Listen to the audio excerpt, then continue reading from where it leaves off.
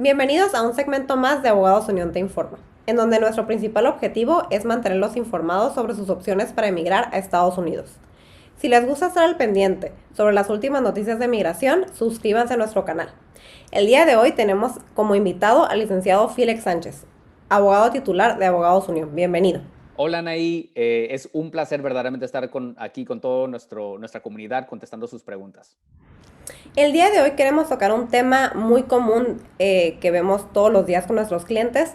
Muchísimas personas viven sin papeles dentro de Estados Unidos. ¿Qué opciones tienen para poder emigrar sin tener que salir del país? Es una excelente pregunta, y mucha gente afortunadamente sí puede inmigrar dentro de Estados Unidos, aunque hayan entrado ilegalmente o aún que hayan entrado legalmente, pero se quedaron sin visa, ¿no? Generalmente hay tres tipos de personas o cuatro, dependiendo en cómo lo veas, de gente que puede inmigrar dentro de Estados Unidos. La primera, la más fácil, es cuando la persona entra a Estados Unidos legalmente con algún tipo de visa de turista o alguna visa estudiantil o algo así. Eso es lo que se llama entrada con admisión. ¿Okay? Entrada con admisión es cuando la persona llega a la garita, presenta una visa de turista y el oficial le dice, entra, pásale, bienvenido, ¿no? Hay otra manera de que la persona puede entrar a Estados Unidos que cambia un poquito, porque no entró con una visa, sino entró con un permiso. Y eso es lo que le llamamos entrada con permiso. Y la única diferencia verdadera es una diferencia legal. La persona que entró con visa fue admitido, la persona que entró con permiso no fue admitido. Y eso quiere decir que es más fácil, hay ciertas reglas que permiten que el gobierno los pueda deportar.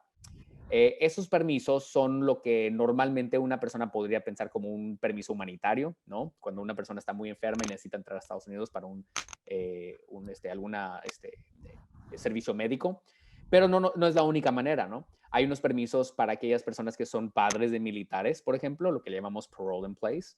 Hay ciertos permisos para aquellas personas que califican para algún tipo de TPS, Temporary Protected Status, ¿no? Ya sabemos gente de tal vez Honduras o El Salvador o Haití, etcétera.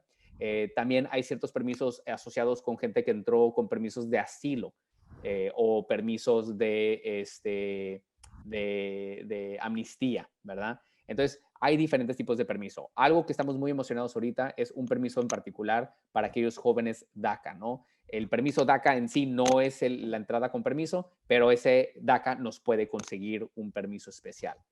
Finalmente, la tercera manera de inmigrar dentro de Estados Unidos es cuando una persona califica para una ley que se llama la 245I. La 245I es aquella ley ya muy vieja, 2001. Si tu familiar presentó una petición antes de abril 30 del 2001, pagas una multa, puedes quedarte en Estados Unidos sin tener que salir del país. Esas es generalmente las tres maneras que una persona puede inmigrar dentro de Estados Unidos. Si somos elegibles para emigrar dentro de algunas de las categorías que acabas de mencionar, ¿es necesario pedir un perdón? Siguiente pregunta. Y no es tan sencillo. Sí, definitivamente hay ciertas personas que necesitan pedir un perdón, no importa qué. Ahora, hay que diferenciar la razón que una persona podría necesitar un perdón. Por ejemplo, si yo emigro dentro de Estados Unidos, generalmente no necesito un perdón porque estoy ilegalmente en Estados Unidos porque acumulé lo que se llama unlawful presence. Um, pero podría necesitar un perdón por un delito, podría necesitar un perdón porque cometí fraude al entrar a Estados Unidos, podría pedir un perdón por otras razones, ¿verdad? Pero no voy a necesitar generalmente un perdón por simplemente estar en Estados Unidos ilegalmente. Ese perdón que es mucho más común para personas que tienen que salir porque estuvieron en Estados Unidos ilegalmente. Eso sí es muy común. ¿Y en qué situaciones definitivamente deben salir del país para poder ir a su entrevista? Muy bien, entonces no todas las personas van a poder calificar para hacer su trámite dentro de Estados Unidos. Si la persona no califica para la 245I, ¿verdad? Si no tienen una petición vieja, una certificación laboral vieja antes del 2001, y la persona entró, por ejemplo, por el cerro, escondido en una cajuela, etcétera, ese generalmente vienen siendo las personas que no van a poder emigrar dentro de Estados Unidos y que van a tener que salir del país para poder recibir su residencia. Y hay que tomar en cuenta, como mencioné hace un minuto, que esas personas generalmente sí van a necesitar un perdón si es de que acumularon presencia legal en Estados Unidos de arriba de 180 días, porque tengo un castigo de 3 años, o Si yo estuve más de un año, 365 días, entonces está un castigo de 10 años. ¿Qué quiere decir eso? Eso quiere decir de que si yo estuve ilegalmente en Estados Unidos, ya sea 180 días o 365 días, yo tengo dos opciones. Puedo quedarme afuera los 3 o los 10 años o puedo pedir un perdón, ¿verdad? Y último punto, hay que tomar en cuenta que no todo el mundo califica para ese perdón, ¿verdad? Para poder solicitar un perdón, yo necesito tener un familiar que califique. Generalmente, un padre residente ciudadano-americano,